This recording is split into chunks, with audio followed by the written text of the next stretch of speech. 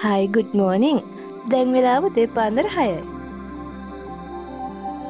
Safari jeep පිටිපස්සෙන් අපි ගමනක් යන්නයි හදන්නේ. දැන් උඩාලේ ඩෑම් එකේදී යන ගමන් ඉන්න මේ අපි ඉස්සරහදී හම්බෙමු කියලා.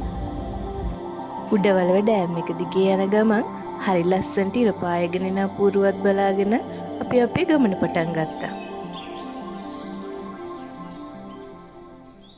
මේ දැන් අනමාලෙට ඇවිල්ලා තියෙන්නේ ඉතින් බඩගින්නක් ආවා අපිට පොඩි වකුල් සෙට් වුණා ලස්සන view එකක් තියෙනවා දැන් අපි එතන කන්න තමයි හදන්නේ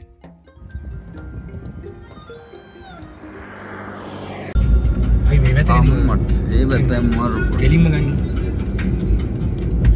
අද අපේ ට්‍රිප් එකේ රූට් එක වෙන්නේ උඩවලවෙන් තනමල්ලියට ගිහිල්ලා තනමල්ලියෙන් වැල්වාය හරහා ඇල්ලට ගිහිල්ලා ඇල්ලෙන් බණ්ඩාරවැලට ගිහිල්ලා වැලිමඩ හරහා නුවරඑළියට යන්න.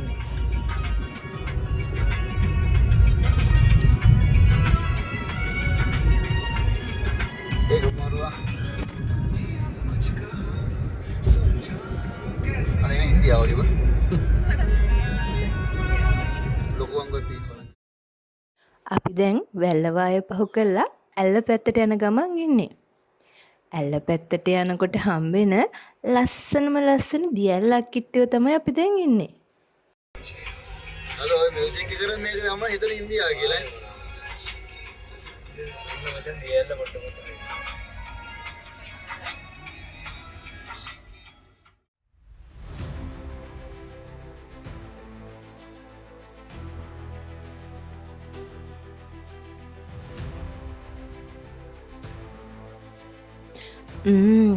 හරි ලස්සන්ට ගස් අතරින් පේනවද බලන්න රාවණ ඇල්ල.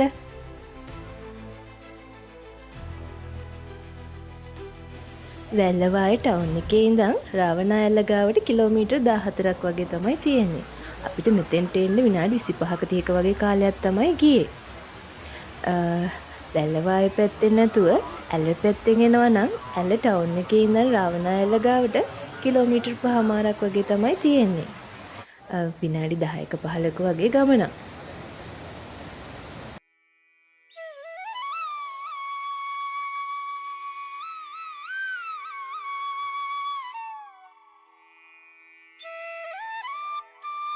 ලංකාවේ තියෙන තවත් ලස්සන තැනක් බලන්න යන්න තමයි අපි දැන් මෙතනින් මේ හරවගත්තේ.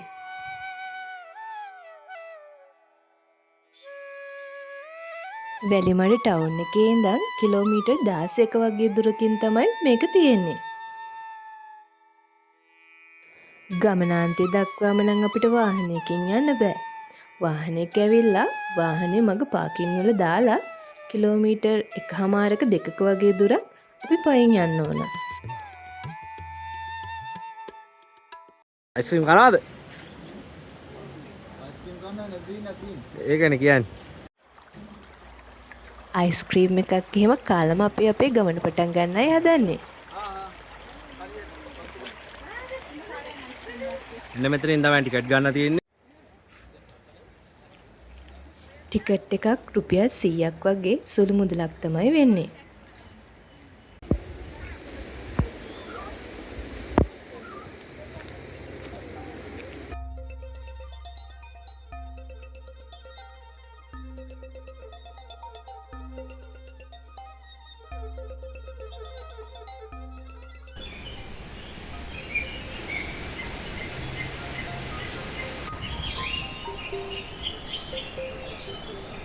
ඒ දඬු උඩ යනවා වගේ සීන් එකක් තියෙන්නේ.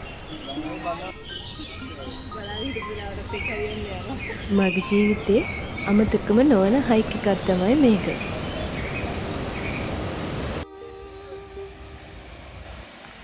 පයින් ආව කියලා පොඩ්ඩක්වත් මහන්සියක් නම් දැනෙන්නේ නැහැ. මොකද මගේ දෙපැත්තේ බලන ගොඩක් දේවල් තියෙනවා.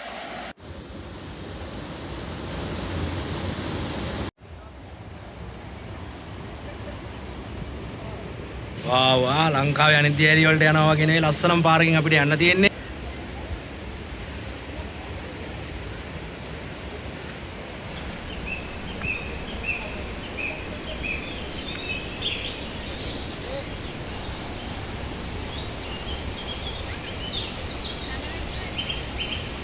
මොකද හිතෙන්නේ ඔයාලට බොම්බුලට යන පාර ගැන?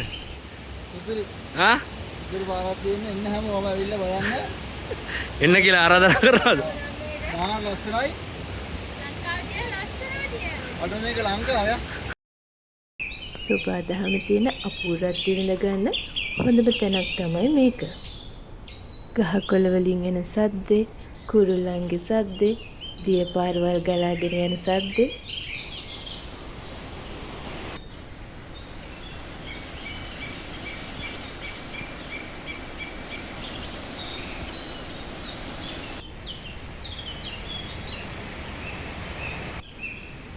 මෙන්න මේ වගේ කැත වැඩ කරන අය නම් ඒව බලන්න ආවෙ නැති උනාට කමක් නැහැ.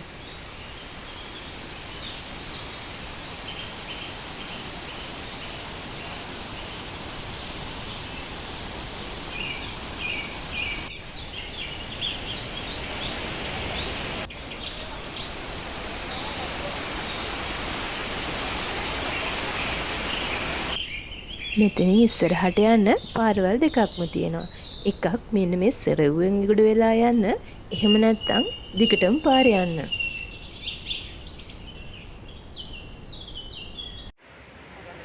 මන් දැනගත්ත විදිහට යන්න හොඳම පාර මේ සොරව්ව පැත්තෙන් යන එක. අනිත් පැත්තෙන් ගියාට ඇලගාවටම යන්න බැහැයිලු. වව්! මාරම ලස්සනක් තියෙන්නේ. මේ ලංකාවමද කියලා හිතා ගන්නත් බැහැ.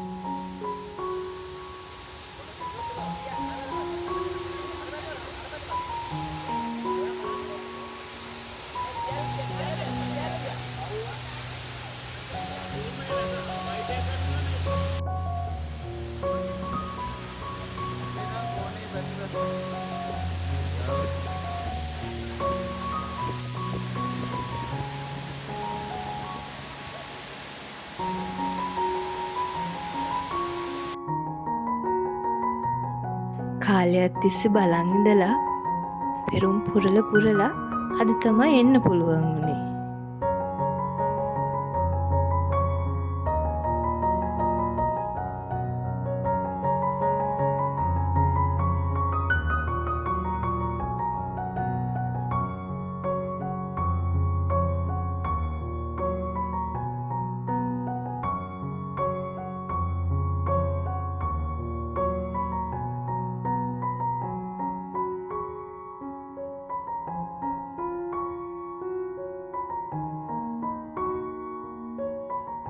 පැය දෙකක වගේ කාලයක් අපි ඇල්ලගාවට වෙලා ඉඳලා ආපහු එන්න පිටත් වුණා.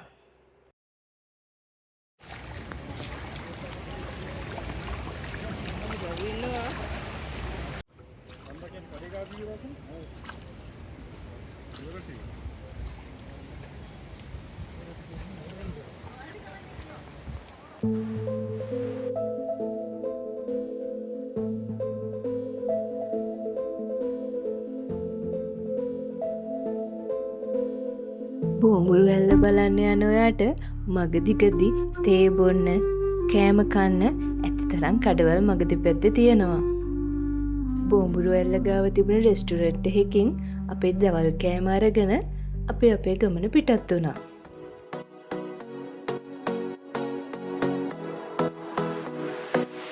අපි දැන් නුවරඑළියේ ඉන්නේ.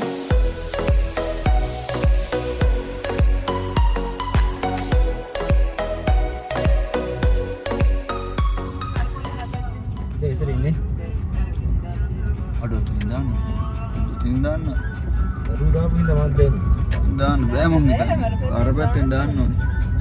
ඒනයි වීඩියෝ දාන්න බෑ දැන් ටික ගන්න වෙනවා. මම කියමු පාර යන දැන් කියපල්ලා පාරම. දැන් සෝනාලි කිය.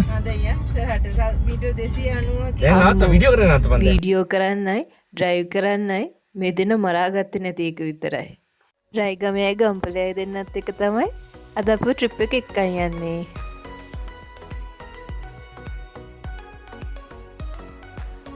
අපි දැන් නුවරඑළියේ නවදින තැන තමයි මේ ඇවිල්ලා ඉන්නේ. ලස්සන වගා බිමක් ගාව තමයි මේක තියෙන්නේ. ලිටල් බ්‍රූක් කොටේජ්. මේ කොටේජ් එකේ තට්ටු දෙකක් තියෙනවා. මේ තියෙන්නේ පහළ තට්ටුව. මේ තට්ටුවේ 4 දෙනෙක්ටම ඉන්න ඉඩ තියෙනවා.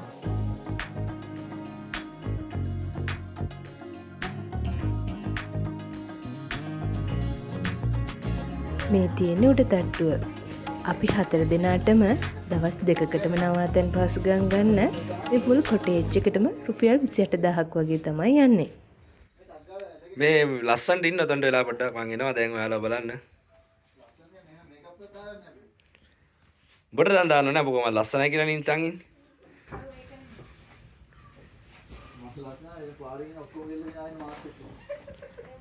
ඒක ඇතරත් දන්නේ නැහැ මං හිතන්නේ ලස්සනද කියලා. ජෝකර්ලා දෙන්නේ කියලා ගෙලිනා වෙන්නේ. මේ සීතලයි කියලා මෙහෙම අල්ලන් ගන්න බා. මට හිතේ ඉන්නවා.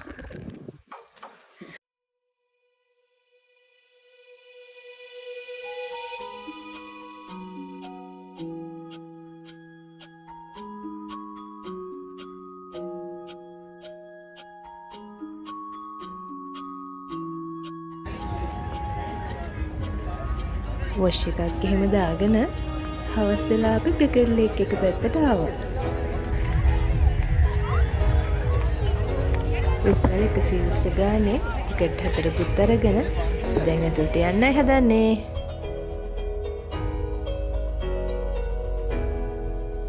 එදා 873 අවුරුද්දේදී සර් විලියම් ග්‍රෙගරි විසින් තමයි මේ ග්‍රෙගරි පාක් එක හදලා තියෙන්නේ.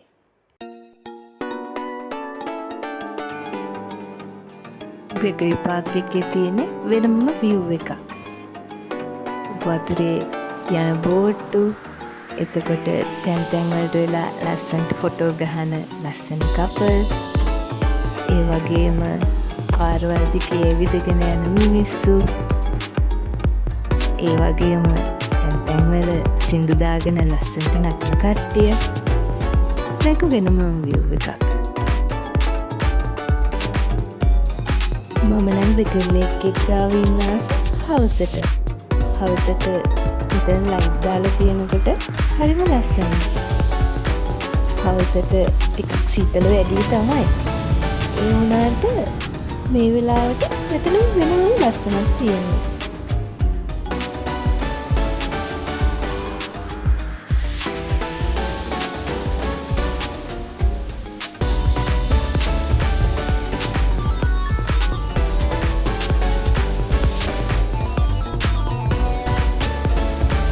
ක්‍රිකට් ලේක් එක ගාව තියෙන කඩපේරියේ ඇවිද එක ජාති කෑමවල රස බලන එකත් වෙනම අත්දැකීමක්.